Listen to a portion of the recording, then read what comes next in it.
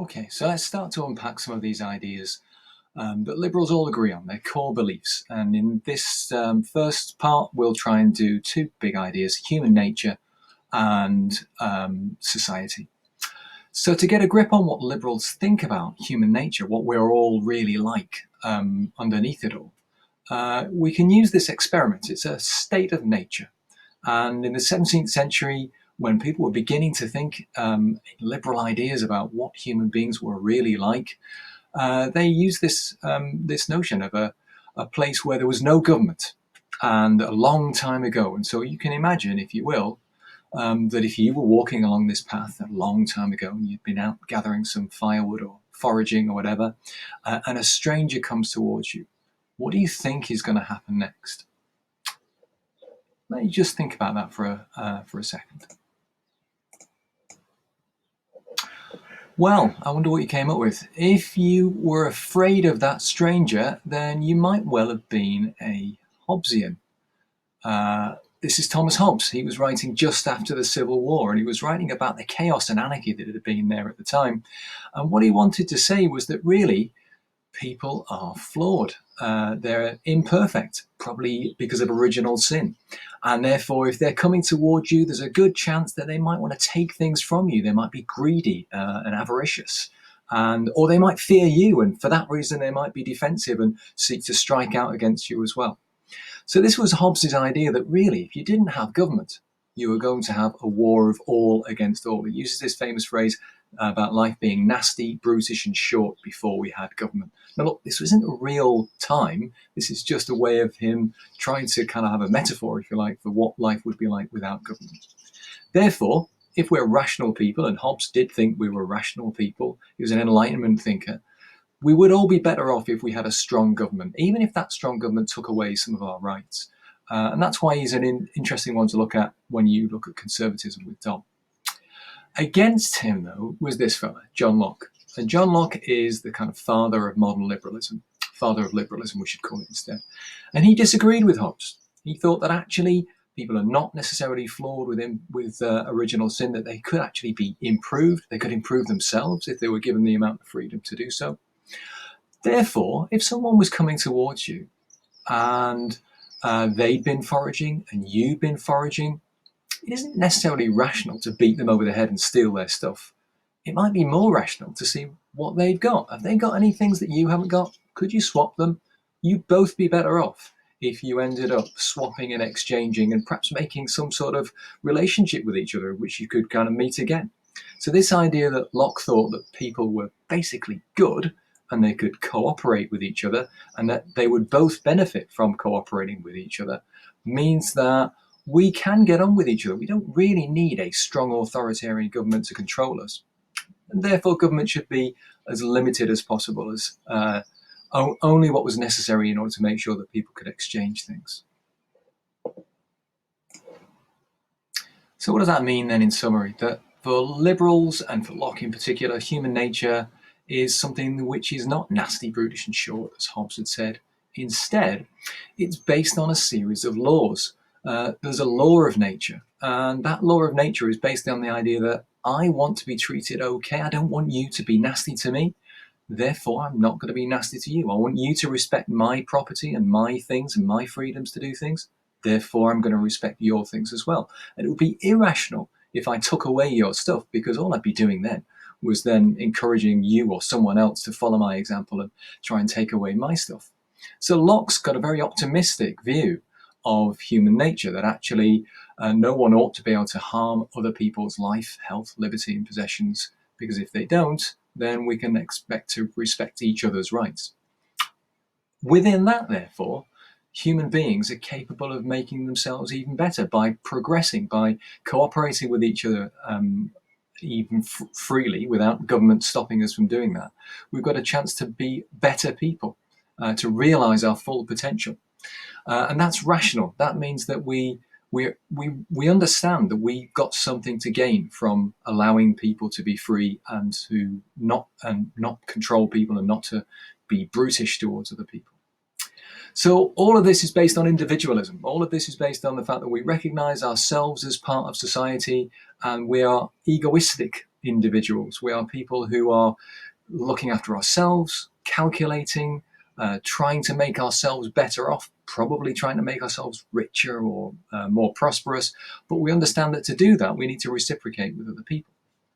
And this informs lots of what Locke and liberals have got to say about society in general.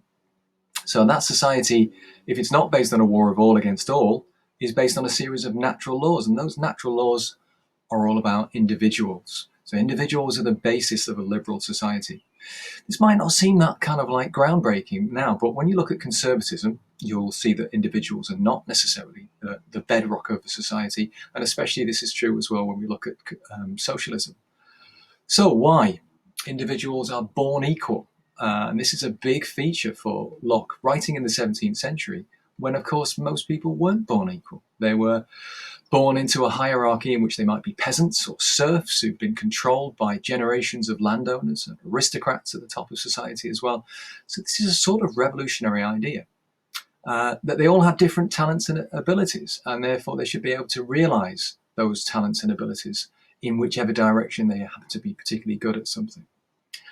That they pursue their own self-interest, and to do that, they act rationally, reciprocating with other people.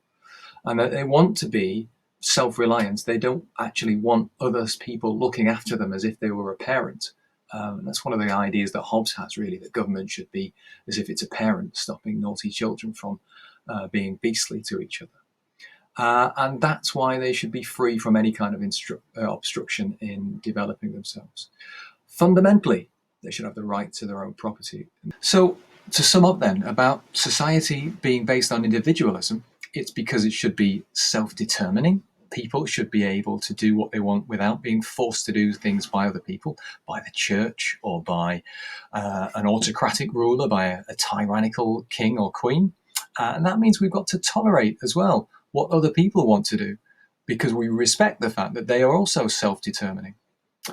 Liberals like Locke thought that it was important that people discovered their true self, not the self that was molded or the bits of clay that were molded by churches or governments, but people, this idea again of egoistical individualism, choosing to develop themselves in the direction that they want to so that they become the people that they want to.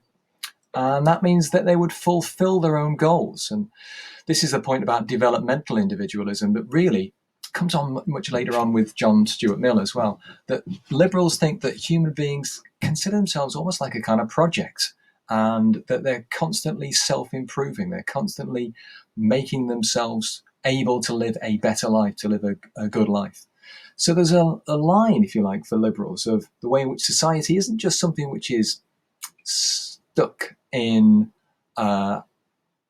crystal and is always going to be, people are always going to behave badly towards each other unless there's a strong government, like Hobbes would have thought. Instead, society can get better and better. It can get more peaceful and more cooperative and richer and more prosperous. And that's a big idea about liberals' developmental individualism leading to a better society in general for all of us.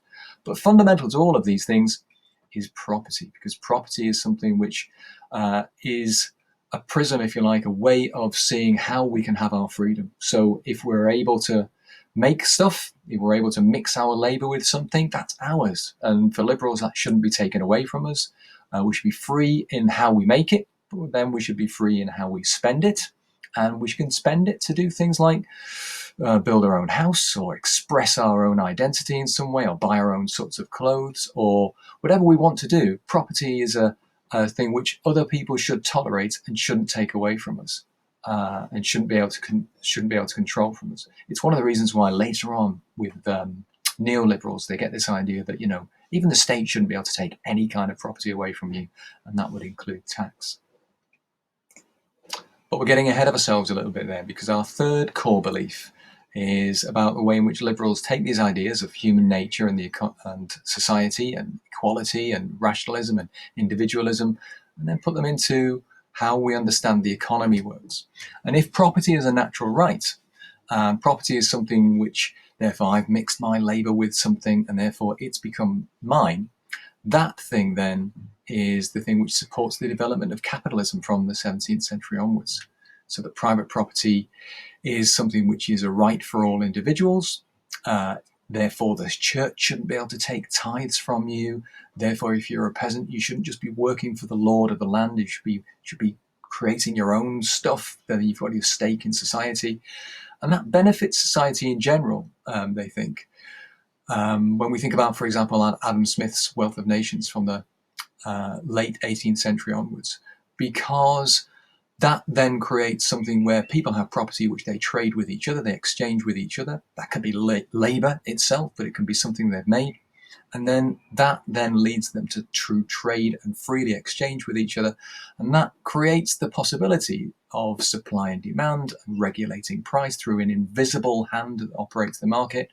And that will create a virtuous cycle of wealth, which can then trickle down to everybody else as well.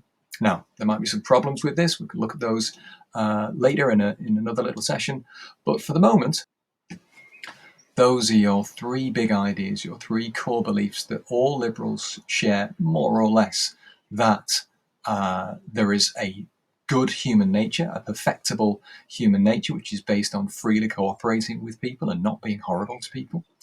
That within that, there's a society based on equal people who are all individuals and not obstructed in what they want to do by a government, and they're able to make society better by the way in which they exchange property in a market-driven economy, which is something which is going to become like a capitalist economy.